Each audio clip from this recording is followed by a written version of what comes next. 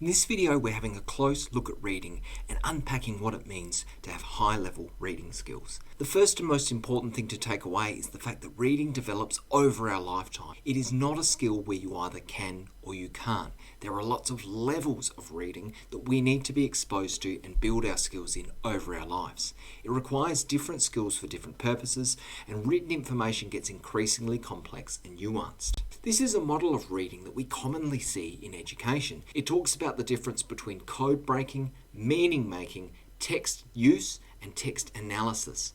When we first start to read, it's very much about code breaking, trying to figure out what the words are, read them, look at the letters, bring them together. But by the time we move past that, we go into this idea of meaning making. So that's when we look at sentences and short texts, and we actually have to be able to come back and say, well, what does this text actually say? The more we move into the complex elements, we then start thinking around the text. So when we're analysing, we ask ourselves, why was this made and what does it tell us about the person who made it? Moving to this point where we actually use texts, and that's that high level of focus. One of the tricky and deceptive things about reading is thinking that this is a linear process, when actually, as you can see by the arrows in the middle, this keeps going around and around. As a quick example, I shared this article that I was reading recently about algebraic modelling and performance evaluation of business process. It sounds like a mouthful, and if you think that's bad, check this out. An algebraic approach to the modelling and performance evaluation of business processes is developed based on fork-join queuing network formalism and idempotent algebra. As an illustration, a model of computer system security operation is considered, and we introduce a related performance measure and show how it may be used to analysis of actual systems. This is just the first couple of sentences of what would be regarded as a fairly high density piece of research, but it's also the kind of writing that we might come across in the real world. The level that you are likely to be looking at for this piece would be more around perhaps that code breaking and meaning making standard than it is about that text analysis and text use standard, because in order to use this text, first you'd have to understand it, which means decoding some of the language and phrases that you're not familiar with. So it just goes to show that in our lifetime we're constantly going back around that sample. I also showed an example from a famous classic book called To the Lighthouse, which was actually used in curriculum a number of years ago. We can see in this case it reads, "So with the lamps all put out, the moon sunk, and a thin rain drumming on the roof, a downpouring of immense darkness began. Nothing, it seemed, could survive the flood, the profusion of darkness which, creeping in at keyholes and crevices, stole round window blinds, came into bedrooms, swallowed up here a jug and basin, there a bowl of red and yellow dahlias, there the sharp edges of firm bulk of a chest of drawers. Not only was furniture confounded, there was scarcely anything left of body or mind by which one could say this is he or this is she.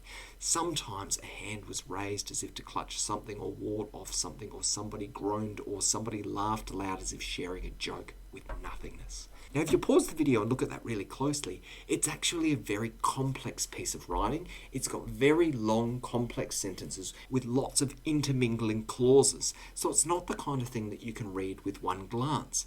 Again, I use this as an example of a completely separate type of writing that you might come across in the real world, where all of a sudden this idea of just being able to read the words isn't enough. You need to read and really focus on that meaning making before you can actually do any analysis or use of this text. And that's a really important distinction to make. Looking more specifically at Year 10, we want our students to be confident in reading everyday texts for meaning, performing deeper comprehensions like making inferences, reflecting on the texts, and drawing connections between texts. Exposure to higher density academic texts is really important as well. A question to ask yourself based on the texts that I previously showed is, when will you learn to read a text like that?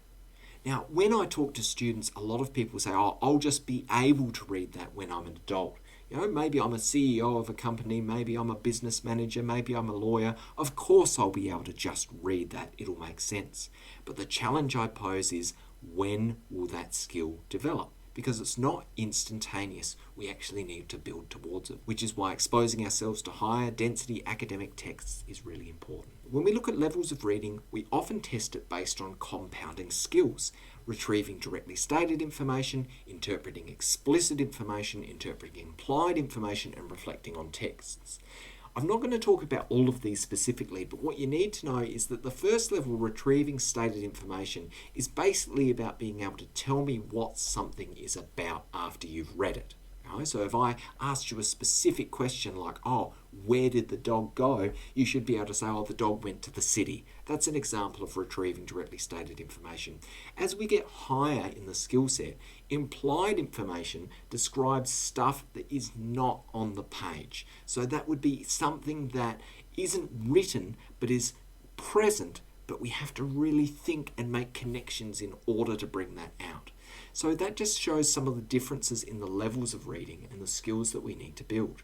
You might be interested to see, in terms of class output, some of the results we see in this particular class is that those early skills have a higher success rate, 51%, but there's still something in that to say that any question given to this class that involved just telling us what was written on the page was only 50% successful. That means half of the questions, when people were asked to just bring something off the page, were incorrect. We can see that as the more advanced skills come into play, we see a jump from 50 down to about that 40 mark. And that shows that almost 60% of questions that we were asked that involved finding a piece of information in a text that wasn't explicitly stated was incorrect. So that's a pretty big thing to be aware of, and it's a picture of where we are at now and what we need to resolve. This is just a quick model to show how we move from the C level to the B level to the A level in year 10.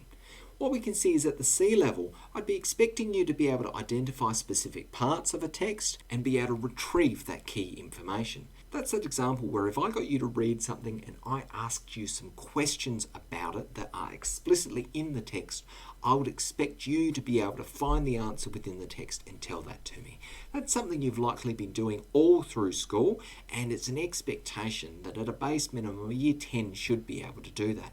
As we start to raise the skill set, we're moving on to that explicit understanding. So that's about identifying circumstances across multiple texts or sometimes across different parts of the text. So it's where we're not looking in one place for an answer, but we're actually looking in multiple places to try and synthesize an answer. The last skill there is that ability to inference, and that's where we're actually looking for things that are not in the text. And I know your first instinct is that's not fair, but that's a really important part of critical thinking and working with texts in our world is reading between the lines. So that's our goal.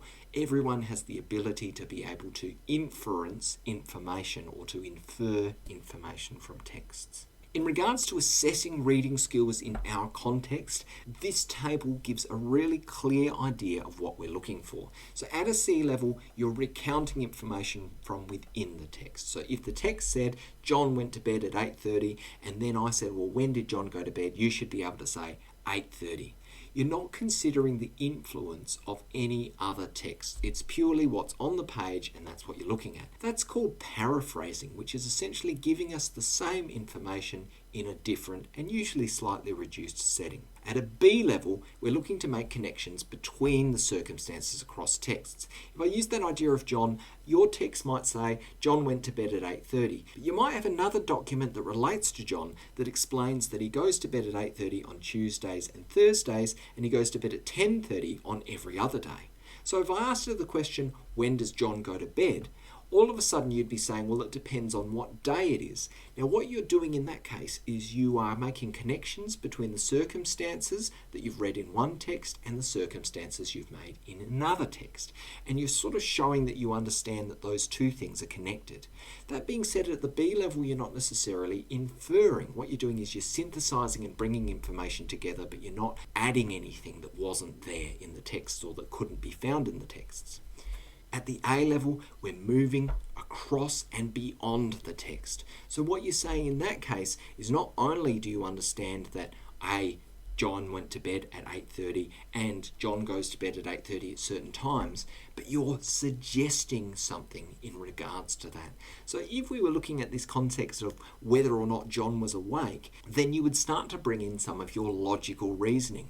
So that's when you might say something like, well, if the day was Tuesday or Thursday, then it's likely that John would have been asleep at 8:30 p.m. However, If it was any other day, then it's likely that John would have been awake, and this made his likelihood of discovering what was going on higher. So drawing those inferential logical conclusions and showing your thinking on top of the evidence is a really important skill, and that's what distinguishes the A student in this context. Hopefully this video has given you a good understanding of what it means to analyse and read critically that can help you demonstrate your learning with greater accuracy.